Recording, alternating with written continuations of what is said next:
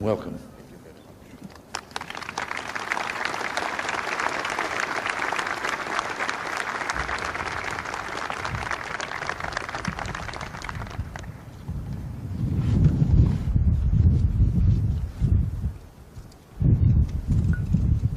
Mr. President, I greatly appreciate the warm and generous words with which you have welcomed me to your great country today.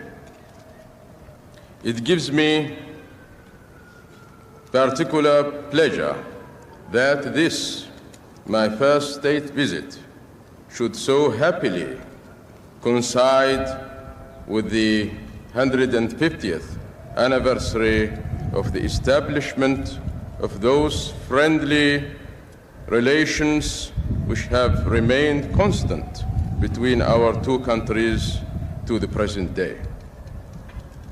That these relations should have stood the test of time, with which constancy is hardly surprising, for our two peoples share common and deeply cherished traditions which lie at the very foundation of our national existence.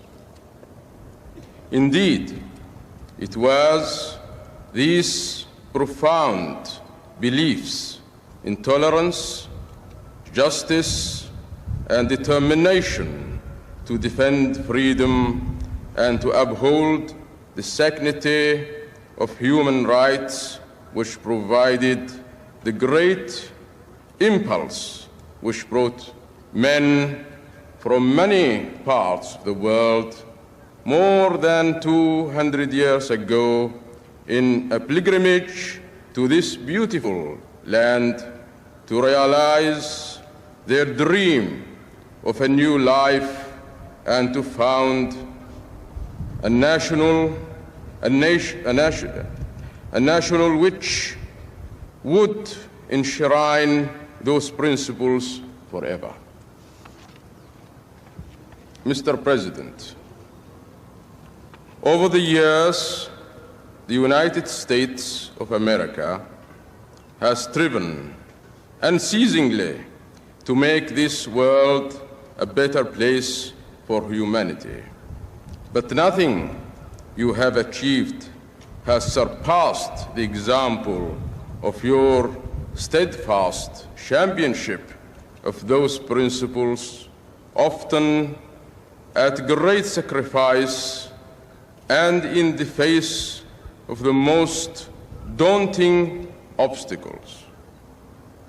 I and my people, who have ourselves fought through many bitter years of struggle to maintain our country's freedom, and will do so again should the need ever arise, are deeply conscious of this. For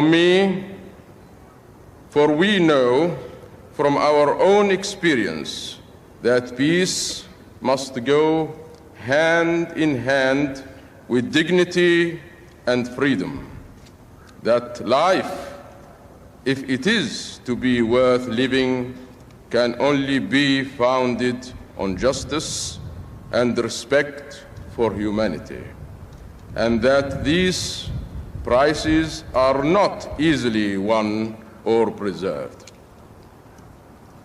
I believe that the world has never stood in greater need for these values than it does today. In recent years, the forces of aggression, intolerance, and lawless ambition have increasingly sought to impose their will on mankind. The world has had no respite from the continuing threat of instability. Nowhere has this threat been more acutely felt than in our own region of the Middle East, where we and our brother states of the Gulf Cooperation Council have pledged ourselves to work together in the closest accord to safeguard our peoples and our ancient culture. Mr. President, I welcome the constructive understanding your country is showing of the problems which confront our region, and I am convinced that the measures you have taken will greatly contribute to the maintenance of peace and security there. I also warmly commend the endeavors you have made to help bring about an honorable solution to the tragic Middle East situation. Endeavors which, as you know, Oman has unswervingly supported. It is imperative that efforts to achieve this solution continue. Not only in the cause of common humanity, but because so long as the present situation persists, then so long will it present a continuing threat to world peace and provide the opportunity for those forces which exploit the misery and dissension it perpetuates to further their own ambitions.